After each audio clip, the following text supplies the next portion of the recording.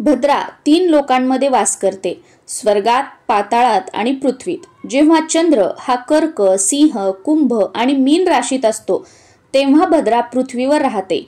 जेव्हा भद्रा पृथ्वी लोकात राहते तेव्हा भद्राचे मुख समोर असते। अशा स्थितीत या काळात कोणत्याही प्रकारचे शुभ कार्य, मांगलिक कार्य करण्यास मनाई असते। भद्रामध्ये केलेले शुभ कार्य कधीच यशस्वी होत नाही। पौराणिक कथेनुसार भद्रा कालातच रावणाच्या बहिणीने रावणाला राखी बांधली होती आणि त्याच वर्षी श्रीरामांच्या हातून रावणाचा नाश झाला।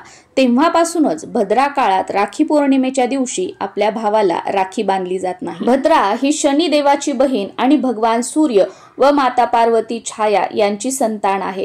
पौराणिक कथेनुसार भद्राचा जन्म हा राक्षसांचा नाश करण्यासाठी झाला होता। जेव्हा भद्राचा जन्म घेतल्यानंतर लगेचच तिने संपूर्ण विश्वाला आपला घास बनवायला सुरुवात केली। अशा रीतीने जेथे जेथे शुभ व मांगलिक कार्य, यज्ञविधी केले जात होते तेथे भद्रामुळे विघ्न येऊ लागले। या कारणास्तव जेव्हा भद्रा असते तेव्हा कोणतीही शुभ कार्य केली जात नाहीत। 11 करणांमध्ये भद्राला 7व्या करणात म्हणजे विष्टी करणामध्ये स्थान दिलेले आहे। हिंदू धर्मात शुभ कार्य करताना भद्रा काळ याची विशेष काळजी घेतली जाते। भद्रा काळात कोणतेही शुभ कार्य सुरू होत नाही आणि ते संपत देखील नाही। यामागे असा समज आहे की भद्राचा स्वभाव क्रोधी आणि संतप्त आहे। भद्राच्या स्वभावामुळे देवांनी तिच्याशी लग्न करण्यास नकार दिला। तेव्हा ब्रह्माजींनी भद्राच्या प्रकृतीवर नियंत्रण ठेवण्यासाठी पंचांगाच्या विशिष्ट वेळेचा एक भाग भद्राला दिला। भद्र काळात केलेल्या कामात अनुचित घटना घडण्याची शक्यता असते। यामुळेच भद्रा काळात कोणतीही शुभ कार्य आणि मंगल कार्य केली जात नाहीत। नमस्कार सर्वांना, मी प्रांजली। यंदा नारळी पौर्णिमा ही 8 ऑगस्ट 2025 वार शुक्रवार या दिवशी दुपारी 2:12 सुरू होत आहे आणि 9 ऑगस्ट 2025 वार शनिवार या दिवशी दुपारी 1:24 संपत आहे। सूर्य उदय तिथीनुसार 9 ऑगस्ट 2025 वार शनिवार या दिवशी आपल्याला रक्षाबंधन साजरे करायचे आहे। 9 तारखेला ब्रह्ममुहूर्त हा पहाटे 4:22 पासून ते पहाटे 5:04 पर्यंत आहे।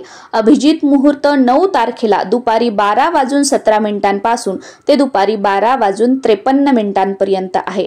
9 तारखेला राखी बांधण्याचा शुभ मुहूर्त हा पहाटे 5:35 पासून ते दुपारी 1:24 पर्यंत आहे। पण 9 तारखेला रक्षाबंधनाच्या दिवशी राहू काळ सुद्धा आहे। राहू काळ हा 9 तारखेला सकाळी 9 वाजता सुरू होत आहे आणि सकाळीच 10:30 वाजता संपत आहे। त्यामुळे हा 1.5 तास सोडून तुम्ही 9 तारखेला सकाळी 5:30 वाजल्यापासून ते दुपारी 1:24 पर्यंत कधीही आपल्या भावाला राखी बांधू शकता। जर तुम्हाला पौर्णिमा तिथी संपण्याच्या अगोदरच भावाला राखी बांधायची असेल तर 9 तारखेला दुपारी 1:24 अगोदर तुम्ही राखी बांधू शकता।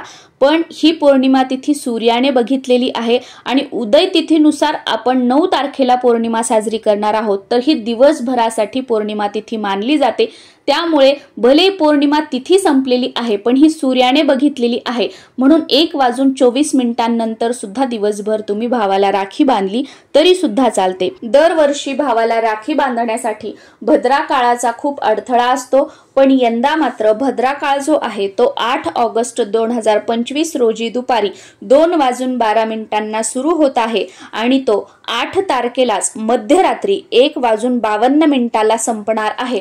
त्यामुळे रक्षाबंधनाच्या दिवशी यंदा भद्रा काळ नाहीये, त्यामुळे संपूर्ण दिवसभर तुम्ही आपल्या भावाला राखी बांधू शकता।